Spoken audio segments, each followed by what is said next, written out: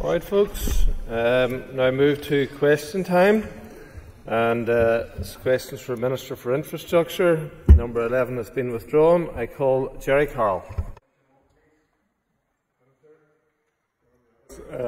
Karen Collier.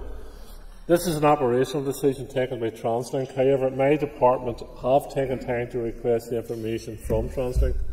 TransLink have advised that the 10J and 10K services were extended from Glencolin some years ago in order to have a through service from Twinbrook and to replace the original 10E feeder service. They recently acknowledged that this model did not work, hence the return to the previous version of the 10J and 10K with the reinstatement of the 10E service throughout the week. Mr. Carroll. Thank you, Minister. Minister, this is not the first time a transport change has been made in West Belfast without people impacted being consulted or notified. Used to be 4 hourly bus services going up to Suffolk Road. There are now 2. Minister, there's reportedly a heated meeting between unions and TransLink about the specific decision about 10J and 10K. Are you aware of that meeting? And if not, can you investigate and report back on that issue? Thank you. Sir, I'm not aware of the meeting. I'm happy to inquire of TransLink in that regard. But as I said during my opening remarks, this is an operational decision by TransLink. The legislation sets out what's TransLink's role, what's my role. While I'm happy to follow up with the member's request, you'll also understand it's not my responsibility to day-to-day manage everything that goes on within TransLink. Their relationships, and I would expect them to have good working relationships with the unions, is an ongoing matter between them and the unions. John Blair. And with your permission, if I may extend the interest in the Belfast bus route slightly towards the Southampton boundary, but staying within the city, can I ask the Minister if he can give us any further information or updates on the anticipated north-south glider route and the introduction of that? Minister. It's very difficult for the member will understand, for a Minister to prepare for question time to start discussing every bus route and TransLink route across the country. It really is, and I'm not sure it benefits question time as well. I'm more than happy to. Well, I'm sure there's several thousand TransLink bus routes. I could stand here all day and read out the responses to them, but I'm not sure how much I test the patience of the speaker. But I'm more than happy to get the information the members requested and forward it on to them. Normally myself does the rebuking, Mr. O'Dowd, but I'll allow you away with it this time because you were right. Sinead Ennis. Question 2. Sir.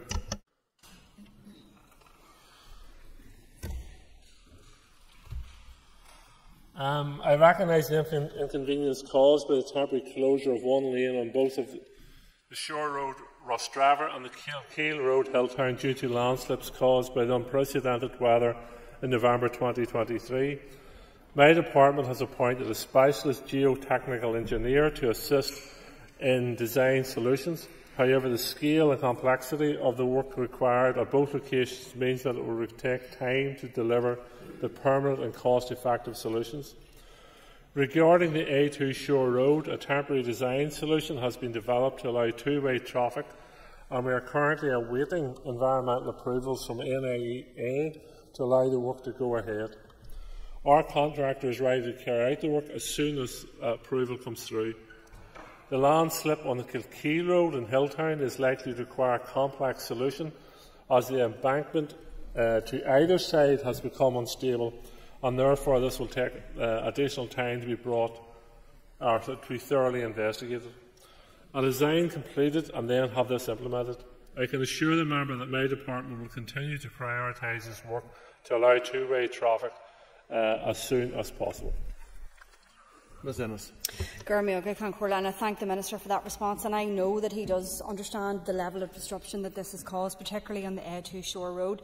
And just in respect to his answer, can the Minister give a guarantee that he is putting the necessary push, especially on the NIEA and the other departments that have responsibility here, to make sure that the A2 Shore Road is opened as soon as possible permanently to two-way traffic? Thank you. Minister. I can assure the member, and the member has raised this issue with me on a number of occasions, and I think we are going to organise a visit to that site at some stage in the future. But as I said, the initial landslide was quickly cleared, but there remained a risk from the embankment was unstable, and as a result, temporary measures were installed by my department. The land within this area is of outstanding natural beauty, with several environmental designations that restricts the work that can be undertaken. My department, DERA, Forest Service and EA, the Environmental Agency officials, have had regular engagement to progress this matter. Engineers are now content that a temporary solution can be put in place to allow a full recovery of the road. My department is currently awaiting environmental approval to proceed with this work. Mulholland, I want to hear what you have to say about Rostrevor or Hilltown. Well, I was going to say there's not that many landslides in Northern Ireland, so hopefully I won't be rebuked for talking about another landslide. But it was just, Minister, as you know, obviously I have an entire farming community cut off due to a landslide on the Glenchesque Road. We're now looking at nearly a year for that community, so I'm just wondering if there's any updates the department can provide. Sorry to Rostrevor and Kilkeel, as much as they are of interest to me. I'll maybe focus on the landslide in North Antrim. Minister? Well, since the Speaker didn't rebuke you then, I will not dare to. Yes, this is a significant landslide in the area the member refers to. And it's again another one that requires a significant engineering solution, if an engineering solution can be found to it, given the scale of the landslide there and the undermining of the roadworks in that area. So yes, my officials are continuing to work to see if we can identify a solution to that. But it does highlight, and both incidents came about as a result of torrential rainfall, and we have seen a significant change in our rainfall patterns and intensity of those rainfalls, and it's a reminder of the impacts of climate change are having on our society. Robbie Butler. Number 3, please, Mr. Speaker. Minister.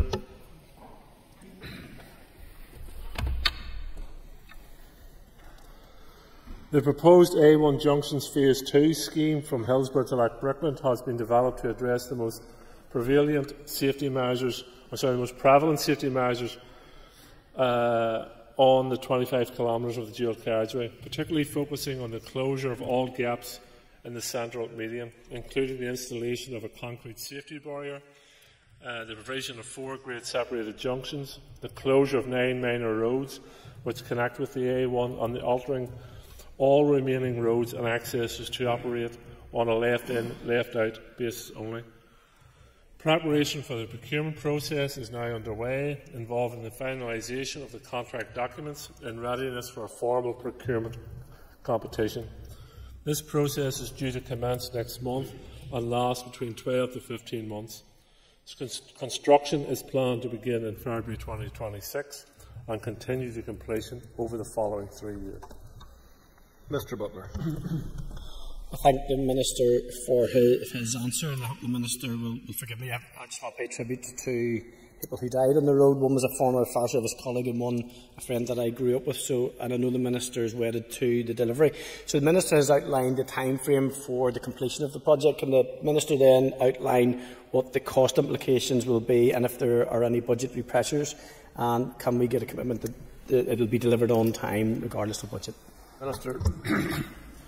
I'm not sure I can say regardless of the budget, because there's a procurement exercise going on and we want to get best value for public purse.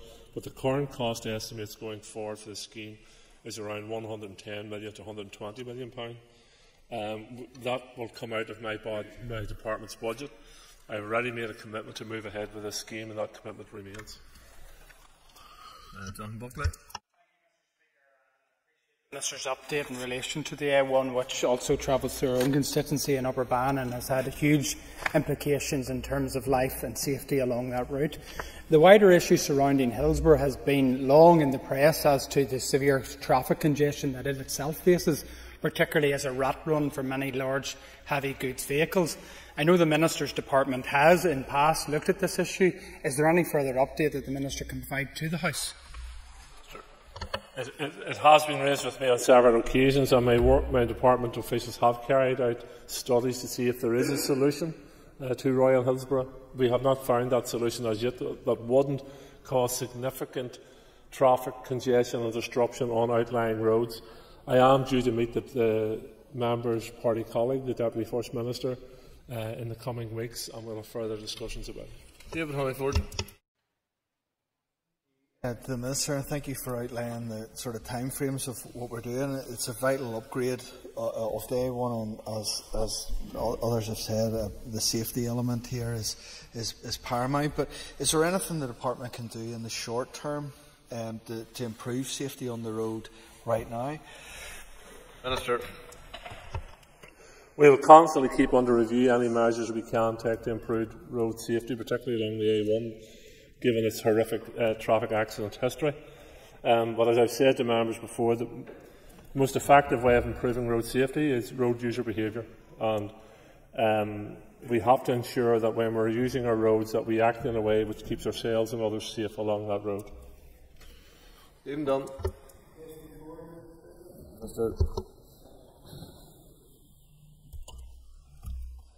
I am pleased to confirm that the review of the part-time 20-mile-an-hour speed at schools initiative, which saw the facility introduced at 216 schools, is complete. I've had the opportunity to consider the review report, and I'm content. I do, however, want to share the report with the Infrastructure Committee before it is published, and have asked officials to make the necessary arrangements. I do wish to explore how we introduce 20-mile-an-hour speed limits in general, and I've requested a paper from my officials in regards to this matter. Mr. Dunn. Thank you, Mr. Speaker, and thank the Minister for the answer. And can the Minister reiterate his commitment to improving road safety within our schools, and also just to provide a wee bit more in terms of time frame on when you think you can move forward, and will you commit to increasing the amount of 20-mile-an-hour speed zones around our local schools? Minister. Thank the member for that question. As I say, I do want to see, or have the committee been given the opportunity to review the report before I publish it. I expect that to happen in the next number of weeks. The report's findings have been positive, however, and it was good to see such feedback from teachers, pupils and parents in regards to the matter. It did raise a number of questions and perhaps even a number of challenges as to how you move forward to the introduction of it, but the detail I leave to another time. Pat Sheehan.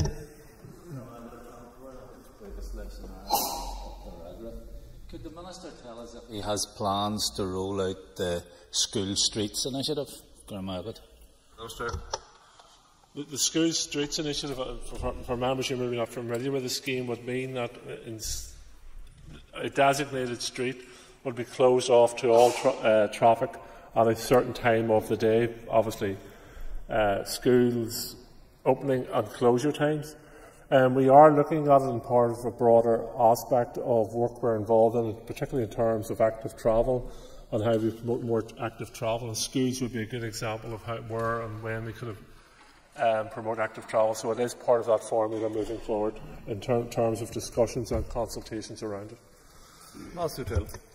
Thank you, Mr. Speaker. And just following on that exact same theme Mr. Sheehan has raised to the School Streets Initiative, my constituency in South Belfast is one where there are umpteen examples of schools that would really benefit from at least testing the school streets model, which isn't just about safety, it's also about air quality and, as you say, active travel. So could we have a specific timeline as to when the Minister expects to be able to update us as to whether it will be tested at least in pilot or rolled out further across the north? I hope to be able to launch our active delivery plan for consultation in November. Links to schools and other attractors are priorities within that plan. Work in this area also includes consideration of measures that can be used in the vicinity of schools, such as we have discussed, to improve the environment for parents and young people, walking, wheeling and cycling. Officials are taking forward a number of pilot projects at present that will inform future direction in this area. I was due to ask you a question about the school street scheme, but I think if your answer is not so far, if you'll indulge me, I will say there's a school in my constituency where a child has been involved in a road traffic collision walking to school.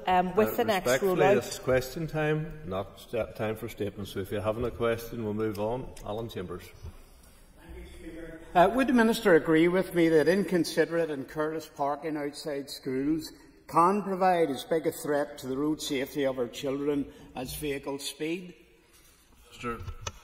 Yes, and schools struggle with this every day. I'm a parent myself, and I know in terms of even going to my local primary school and some of the parking you see and behaviour you see, the minority is totally unacceptable, and it does present a danger to the children who are leaving and entering that school. And I would appeal to everyone to be considerate how they park in and around our schools and to slow down when passing our schools. Paul McGrath. Minister.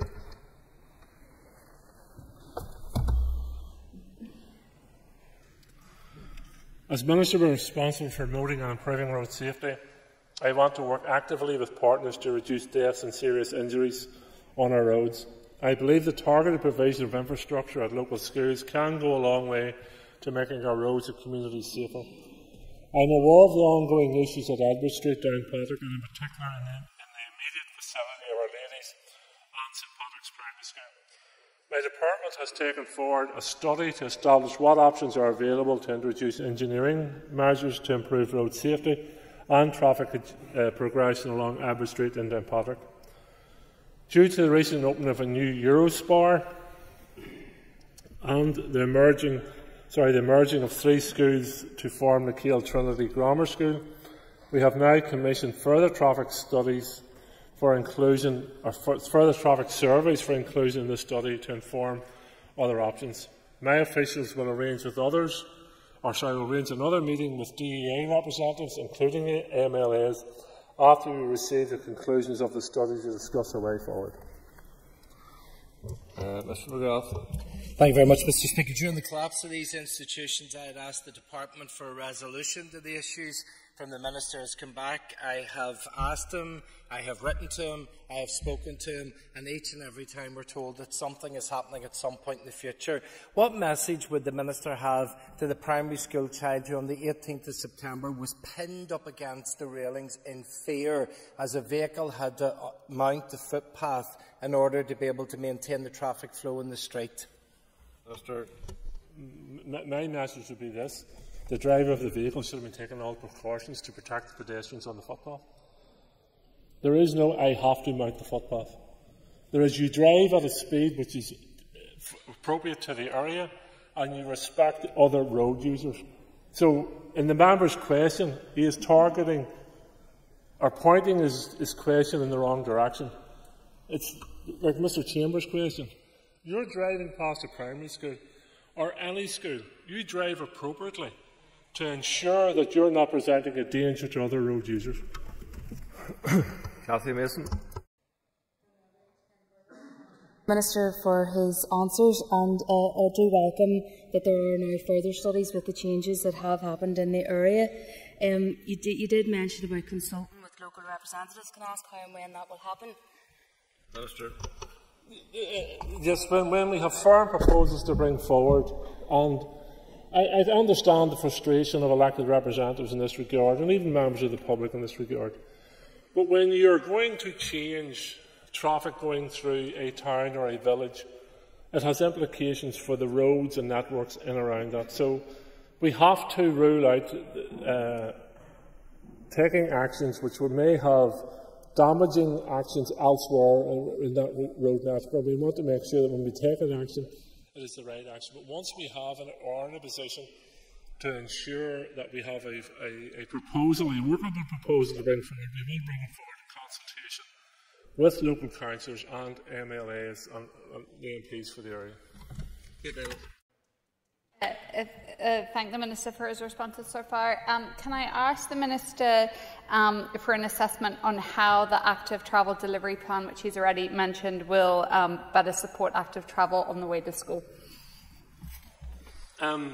Schools obviously are a rich source of promoting active travel if we can provide the proper infrastructure and safe environment for students or for pupils and parents to walk to and from school.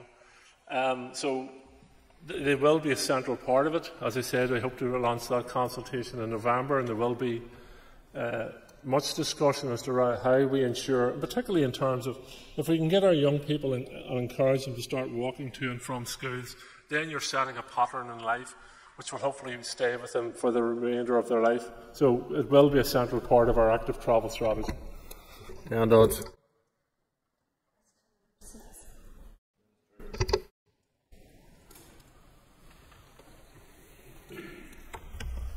Storm overflows are a critical part of any wastewater system, and during periods of heavy rainfall are designed to allow diluted sewage to spill into water bodies in accordance with regulations set out by NEA.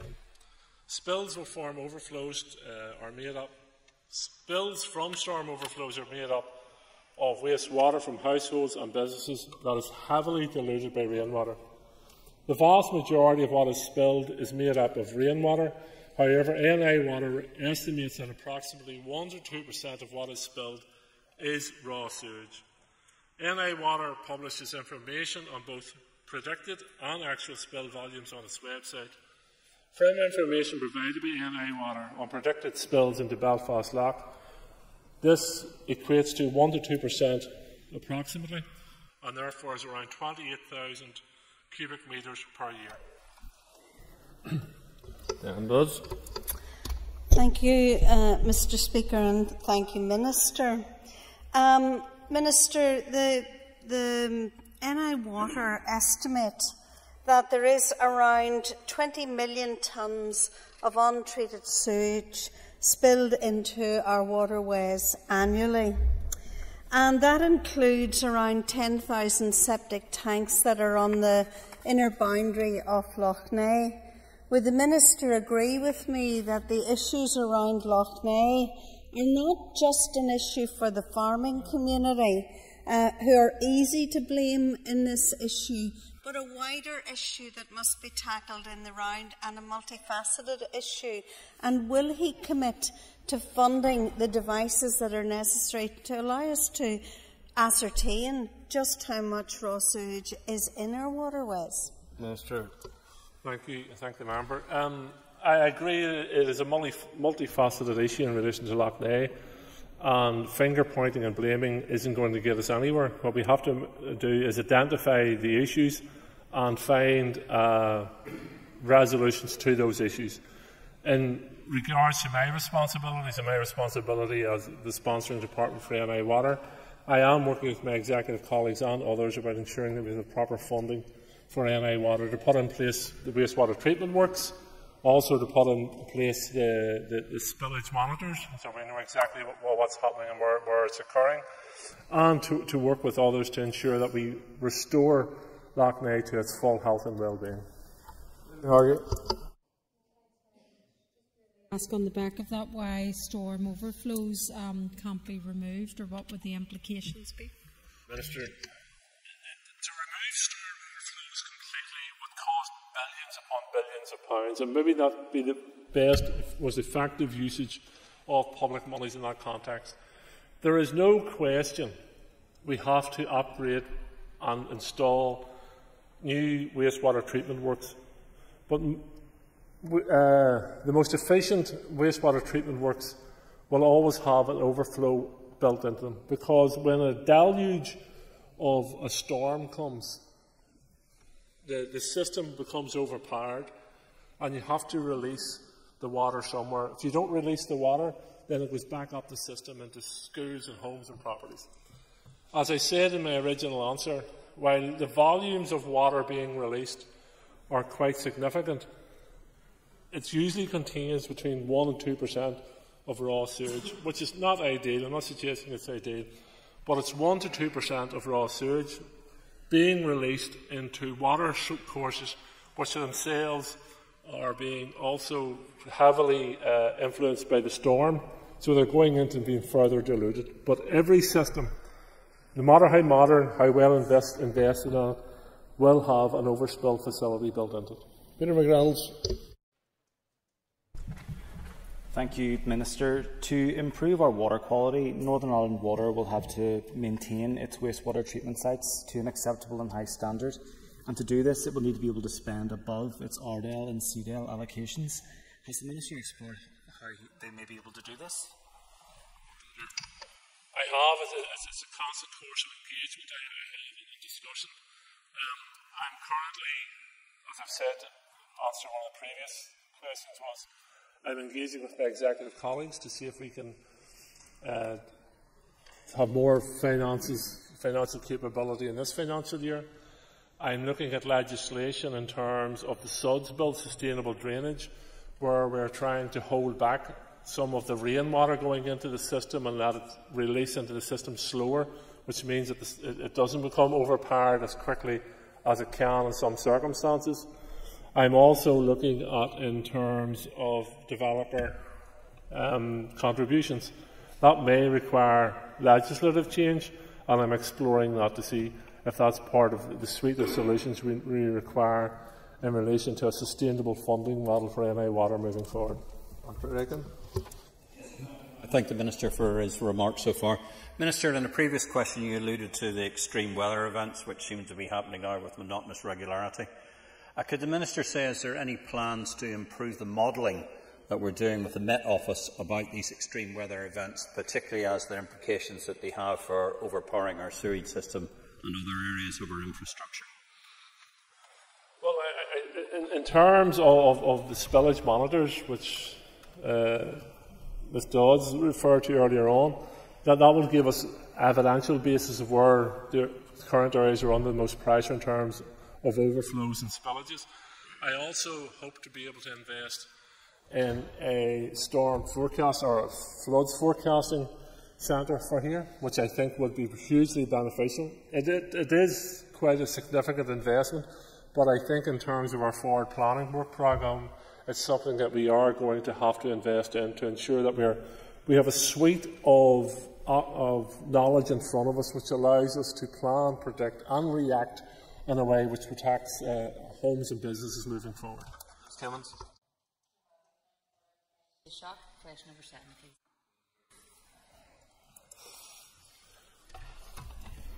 The review of the South East flooding contains 22 recommendations, and these cover a range of measures, including the provision of flood forecasting, the development of additional flood risk management infrastructure, and further improving communications and resilience.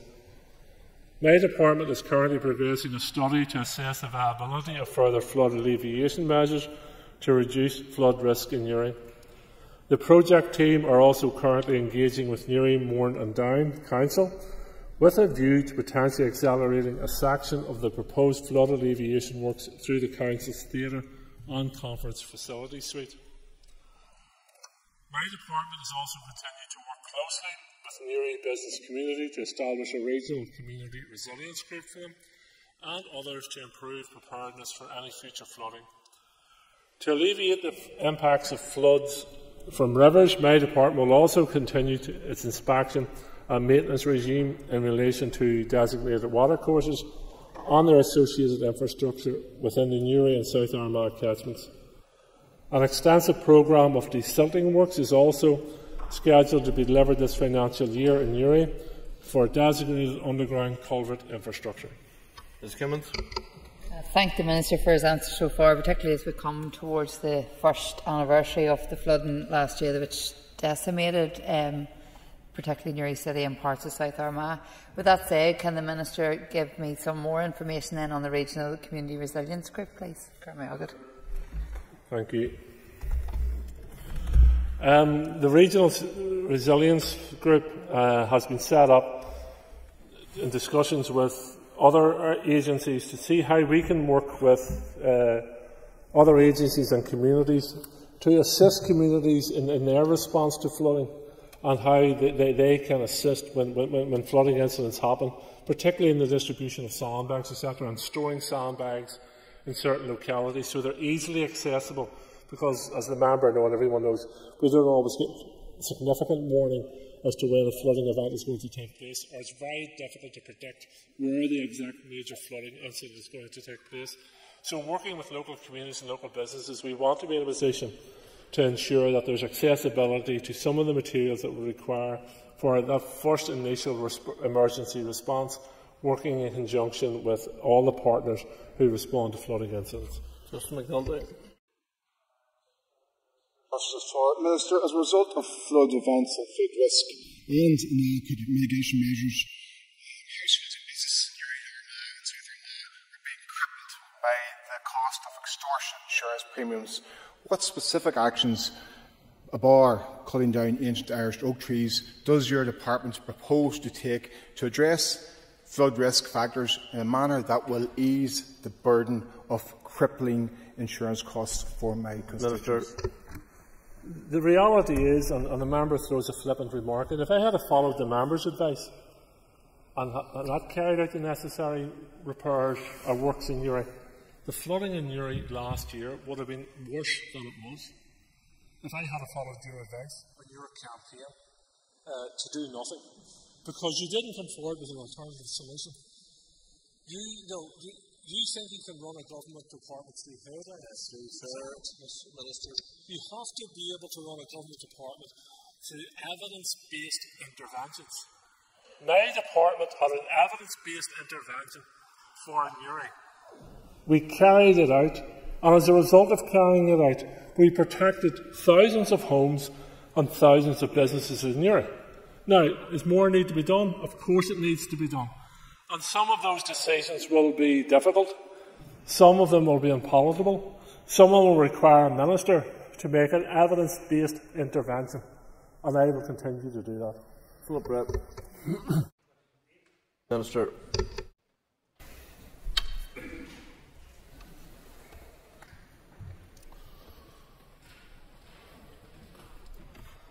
Major road schemes are an important part of the work that is delivered by a department as we seek to reduce journey times, increase reliability and improve road safety.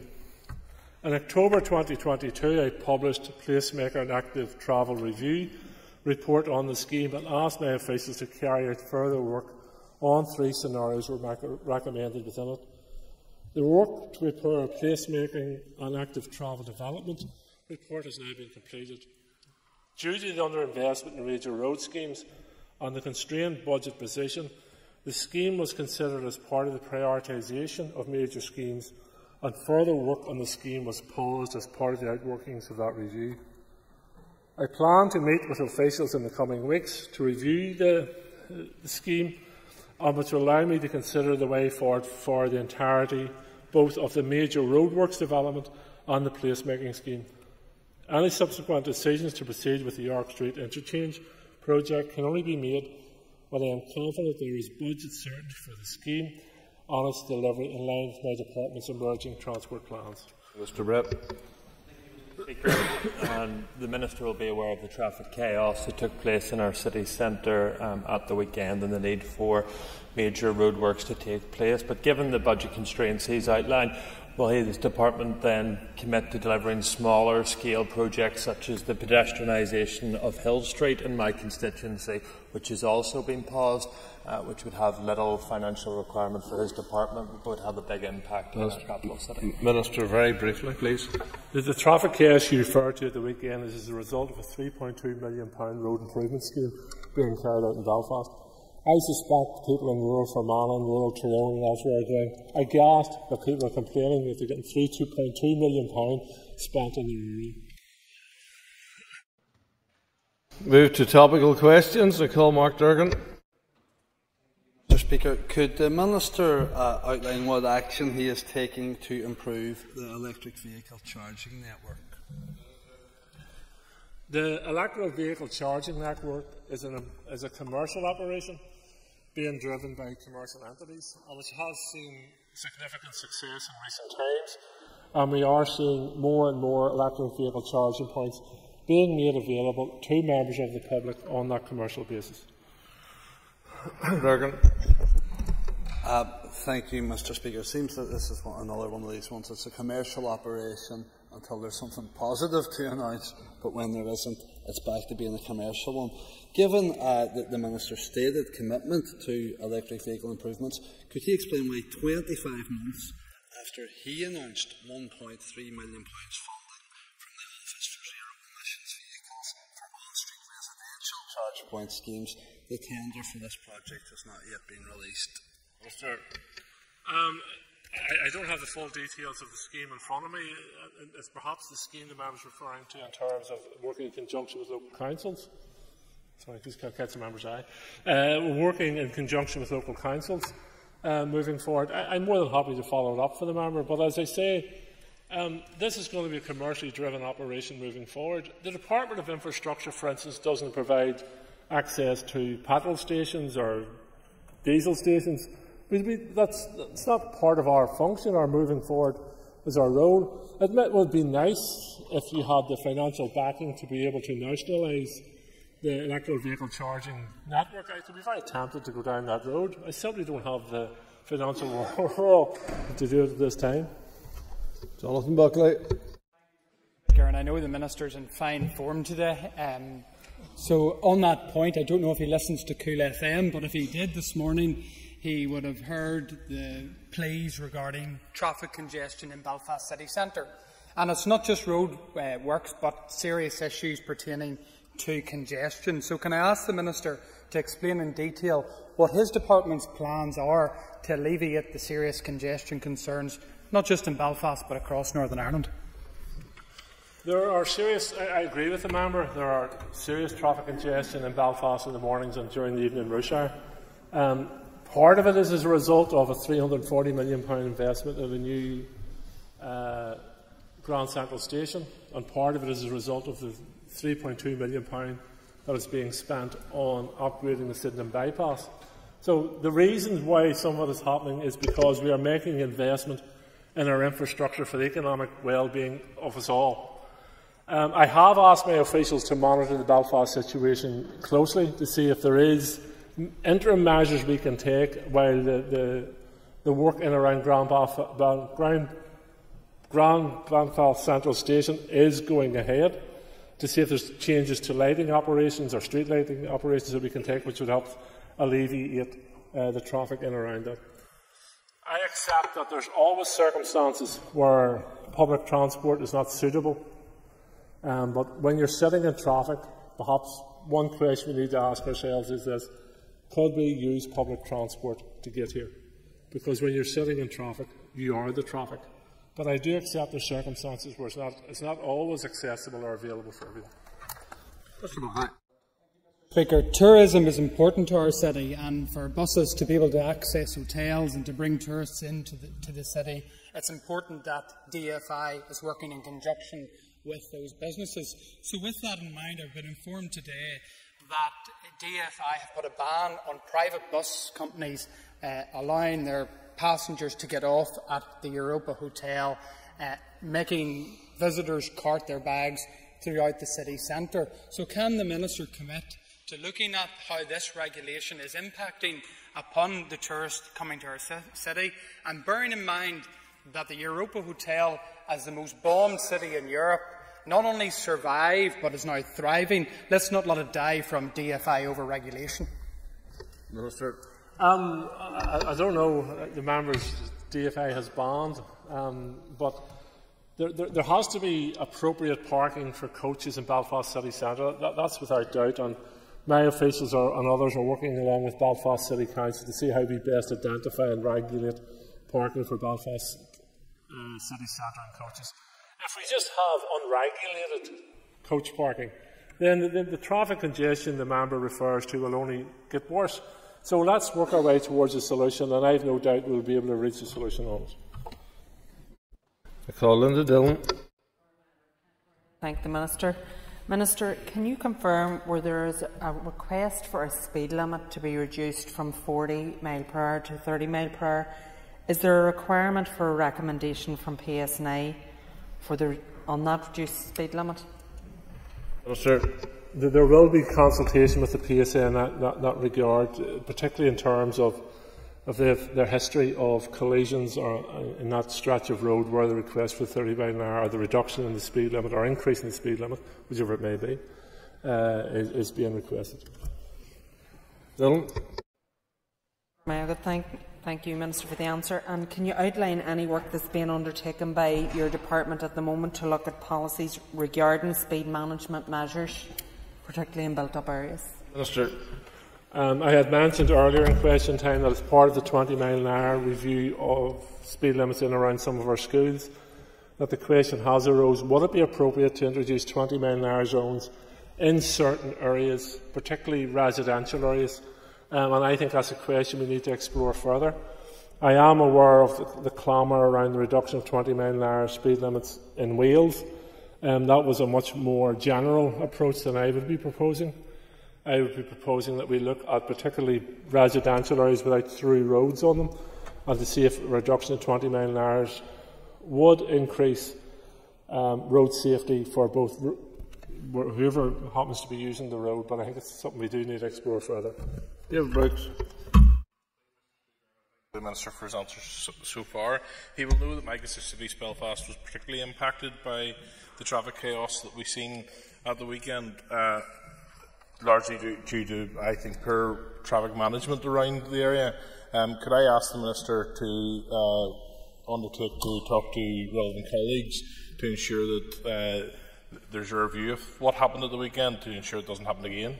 Minister, I'm looking at your rural colleagues as they look on envy upon Belfast receiving its £3.2 million roads improvement, its £340 million bus and rail station. Your rural colleagues are going, what are you complaining about? But I do accept there has been traffic congestion in Belfast city centre. We are reviewing it, and if lessons need to be learned from the weekend, will be learned as we're moving forward. But we are resurfacing a major artery into Belfast. That's the reason we're resurfacing it, because it is such a high-volume road network. And I suspect most of the members in this chamber travel it on a daily basis. It needs upgraded, it needs resurfaced, and that's why we're doing it. But yes, if lessons can be learned, they will be. Bruce. I thank the Minister for his answer, and I was just about to say my rural colleagues will benefit more probably than the residents of Sydenham, who felt that they were locked into the residential streets at the weekend. So yes, just to impress upon them, there were events taking place in the wider area that involved road closures and so on at the weekend, and I would just ask that perhaps that those things would be taken into account in future, and perhaps looked at doing more of the work in the evenings. Thank you, Minister. Well, yes, and we do try to coordinate as much as we can, but we're scheduling a major work scheme, both in terms of the opportunity to do it with our contractors, who have been involved in a number of other major road schemes. We want to do it when the weather's reasonably good, so we have the timing on it sometime. And the work at this week's work was carried out between 10 and 6 a.m. in the morning, or 10 in the evening and 6 a.m. in the morning.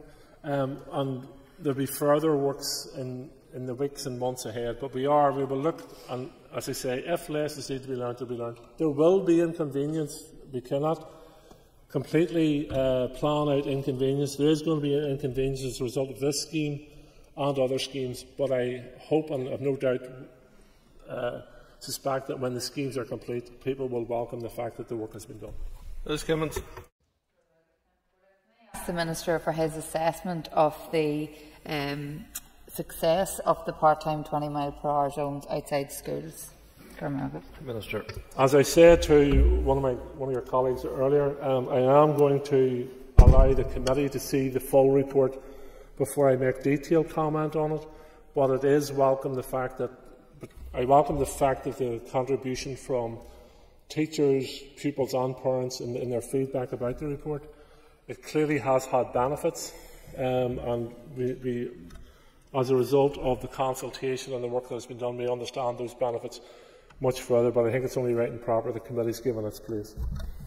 I thank the Minister for his answer, and I know certainly across my area where they're in place there has been benefits. Could I ask then if in any future tranches of the rollout of the 20-mile-per-hour part-time zones, would the department consider Killian Primary School in my constituency as part of that? We have been lobbying for some time. Thank you. Yes, I'm aware of the members' lobbying in regards to that school. And yes, it will be taken under consideration in any future launch of the scheme to include more schools across the north. I asked the Minister for the status of the Departmental Taxi Advisory Forum. I don't have the details in that regard in front of me. I have recently met the taxi industry. It was a couple of weeks ago where I had discussions with them, and in true taxi style, it was quite frank and straight talking, which it was okay. But I've had discussions at ministerial level with them in recent weeks. The Minister will no doubt be aware that many within the disabled community, myself included, face challenges with being able to access accessible transport, and indeed it's been covered in the media recently, the broad range and scope of that. Can the Minister advise what work his department's undertaken to increase the availability and the options of accessible transport here in Northern Ireland? Minister. Yes, I can assure the member now. Taxis is a step aside from my department. I have a certain responsibility in relation to licensing and regulation and other matters, but I don't control the industry as closely as I would control Translink in that regard. But yes, in discussions with the taxi industry and others, I will be ensuring, as far as my powers allow, that there is full accessibility for people with disabilities in our public transport system in particular. The treatment you received recently at Birmingham Airport, I believe it was totally unacceptable. And fair play to you for highlighting the needs and bringing that once again to the forefront of discussions around the rights of the disabled people and their right to access public transport fully. We have made huge strides forward in recent years in relation to public transport, and I intend to continue that. But the taxi industry is one step aside, but I will continue to engage with them and see what support we can offer them as well, because it's a challenge for their industry as well, both financially and otherwise. So I understand the challenges they face, and I'll work with them in any way I can. Question 8 has been withdrawn. I call Stephen Dunn. For his assessment of the impact of the introduction of one-year temporary exemption certificates on our MOT waiting times. Minister. I referred to this in the committee last week when I was in for questioning to the committee. If the significant reduction in correspondence to my office in relation to MOTs is a measure, then there has been some success in that regard. I think we will understand the full implications of it and the success or otherwise of it by spring of next year, which was our target, to reduce waiting times to around 6 weeks by spring of next year. But thus far, the various indications are that we are seeing improvement across the board. Mr. Dunn. Thank you, and thank the Minister for that. I do appreciate progress has been made. Certainly my own local centre in Newton Ards is still over 2 months, which is, appreciate, still is over your target time. Just in relation to that, any update on the Hyde Bank MOT Centre, which was due to be opened over 2 years ago? Minister, the reopening of Hyde Bank is still causing us huge frustrations and challenges. I hope to have further announcements or engagements around that in the coming weeks, because we do have to bring that matter to a conclusion one way or the other. Tennyson. Minister, may I ask if you've had any engagement with APC Council regarding the proposed changes to traffic flow at Rathfarnham Street and Scarva Street in Banbridge? Minister. I haven't had direct engagement as Minister with them, but my officials from the section office will have had engagement with the Council in that regard. Mr. Harrison. Thank you, Minister. Given the significant public concern at the potential for those changes to cause traffic chaos, could I ask that you engage and commit to engage with the Council urgently and before those changes take place? Minister. I'm happy to write to the Council and establish their views on this matter. I am aware of the issue as a local resident of the borough, but as I say, I have no direct engagement, but we will follow it up with the Council. We move to questions to the Minister for Justice. Congratulations, Mr. Dowden, getting through all of your topicals. Move to questions for Minister for Justice. That's something for that Minister to follow. But we have questions 2, 3 and 8 are withdrawn. Questions 6 and 10 are grouped. Call Morris Bradley.